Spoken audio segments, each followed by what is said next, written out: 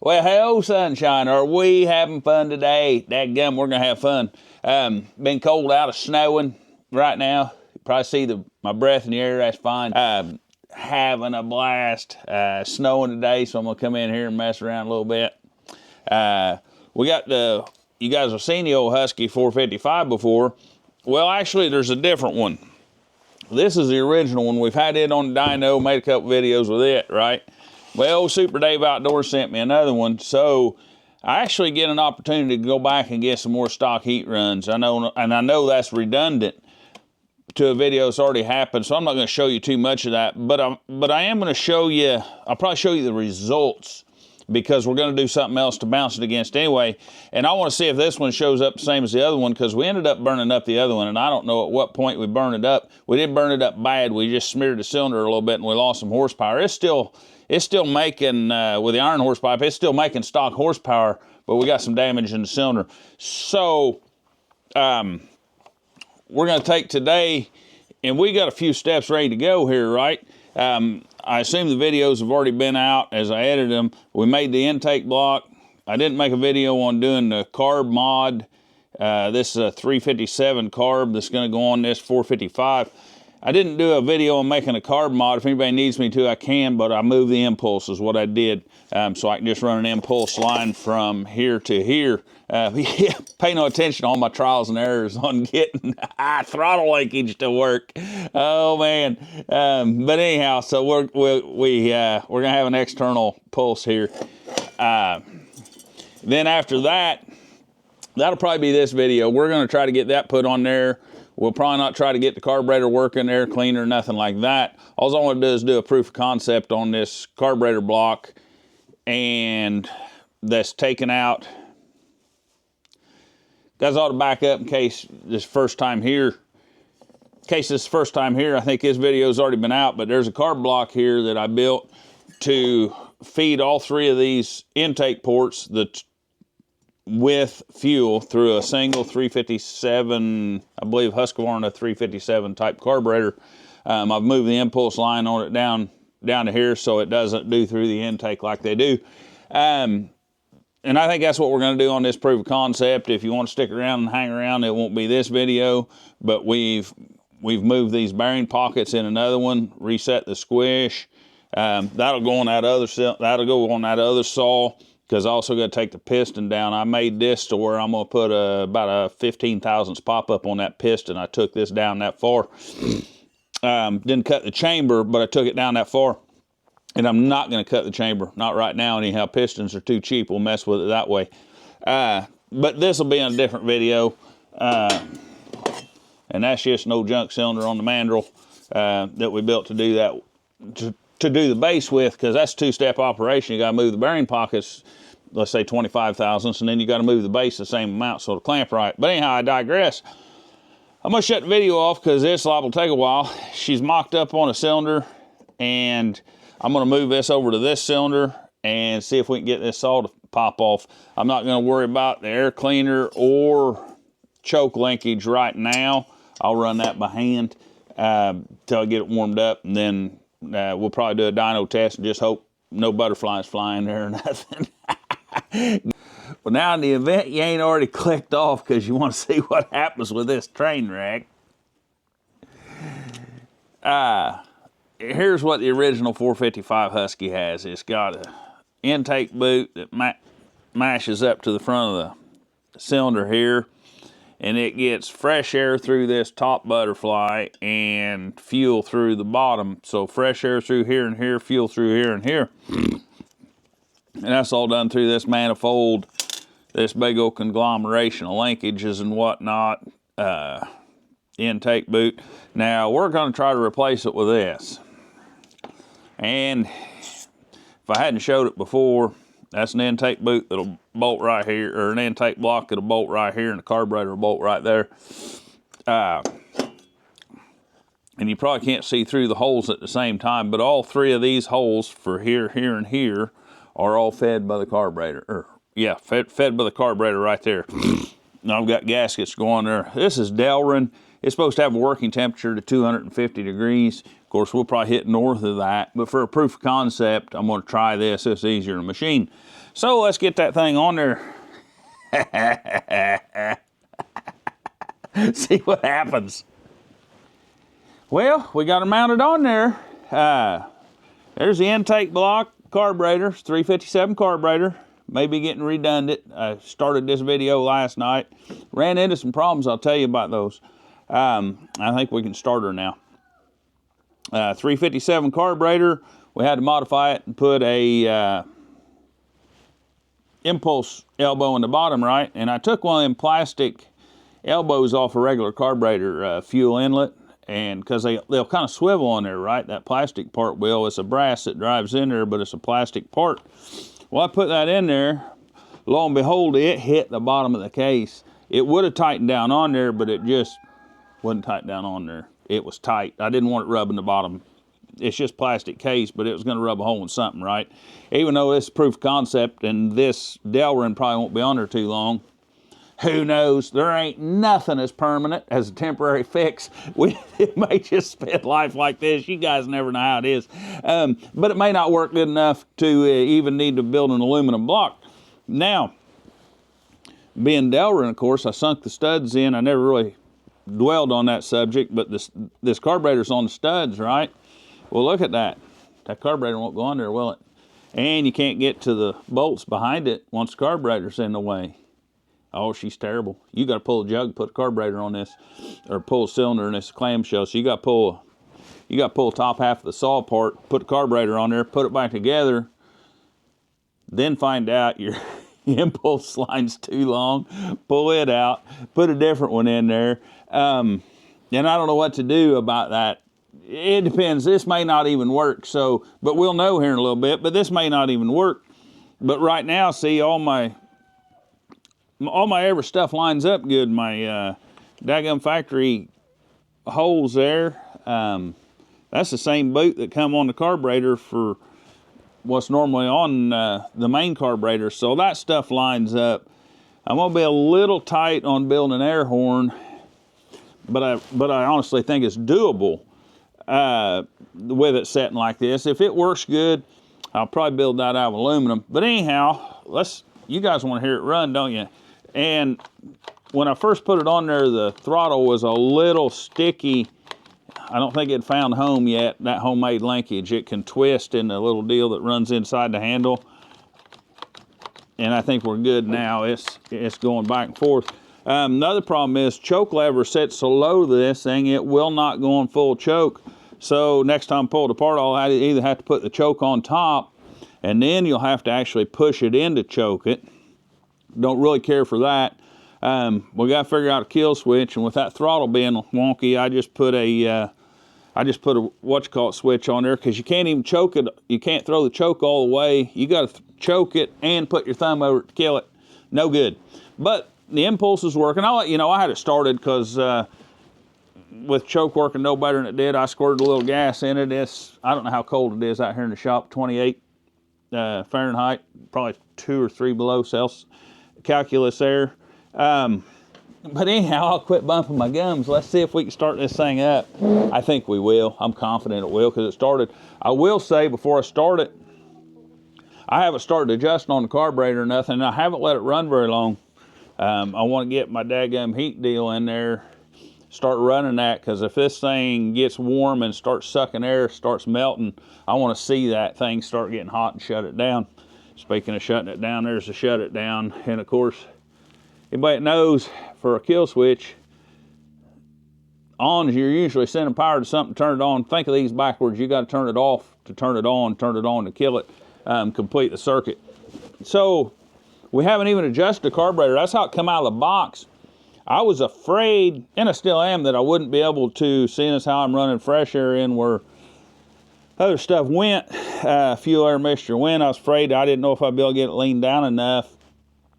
But common sense says you should be able to, because the air fuel mixture's right. It should be correct. It's just wasting part of it, possibly wasting part of it. Let's get her fired up.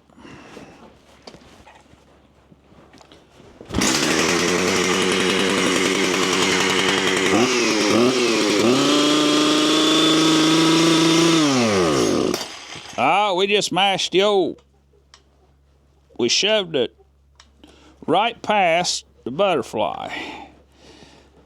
We may need to do a little bit of clutch link, carb linkage on her yet, I guess.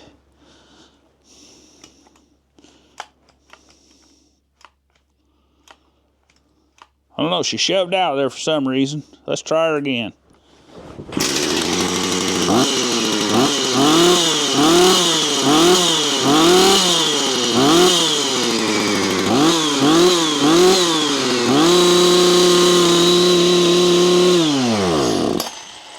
She'll shove out of there every once in a while, I guess.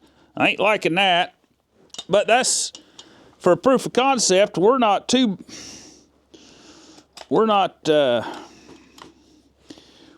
far away though, are we?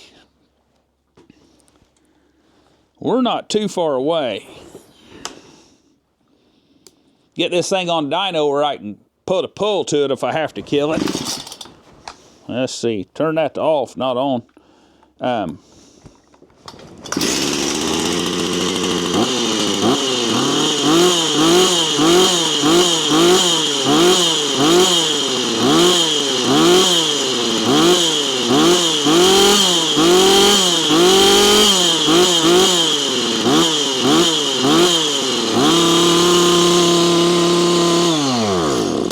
She's done her again. Well, looks like we got us a pretty major problem there, doesn't it? I don't quite know what I'm going to do about that. Well, I do too, I see. We'll have to change an angle on it. But we may be able to get her on dyno and run her.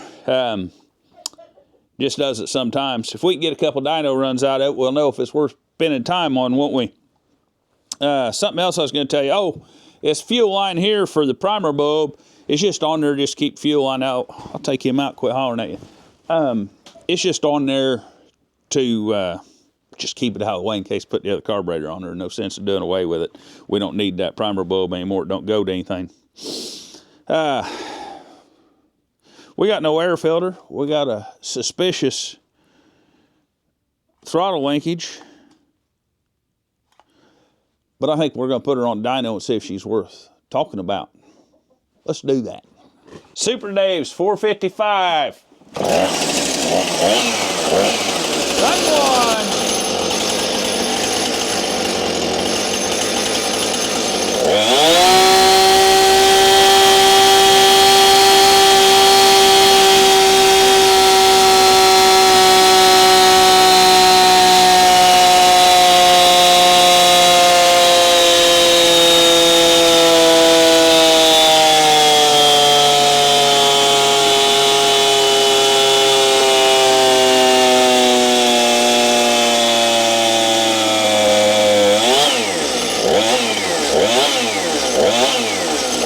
Everybody, thanks for hanging around. We got you some numbers here. We've got the Super Dave 455 stock, and we've got the Super Dave 455 with the intake block.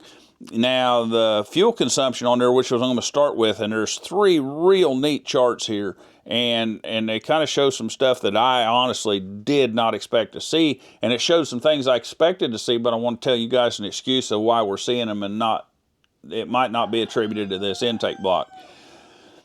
Stock, it burnt 0.41 gallons per hour, and with the intake block it burnt 0.44 gallons per hour, which we'd expect that. It's going to use a little bit more fuel, isn't it, because we're fueling the top end. And it's also liters per hour, but it also made more horsepower. Was at 0.76 horsepower hours per gallon, 2.04 horsepower hours per liter stock. The only thing I did difference, put the intake block and a 357 carburetor on it. We jumped up to 8.16 horsepower hours per gallon and 2.15 horsepower liters per gallon, which is a pretty good gain, isn't it? And that's counterintuitive to what you'd think, isn't it? You start fueling the top end on an Xtorq, you think, well, you might get a little bit more horsepower, but you're going to lose fuel economy. I gained fuel economy. Tell me why that is. I don't know. I got a speculation, though. And speaking of gaining horsepower, here we go. We're, with the intake block, we was hitting 3.43 horsepower. Before we was hitting 3.38 3.2, so just a little bit over a tenth of a horsepower, and a half a tenth, give or take, quick dirty math, half a tenth foot-pound of torque, which is about right. And they had a very substantially similar horsepower torque curve, didn't they? But you'd expect that. The timing didn't change. The only thing changed was carburation. So why did we gain this? Is it because we're fueling the top end,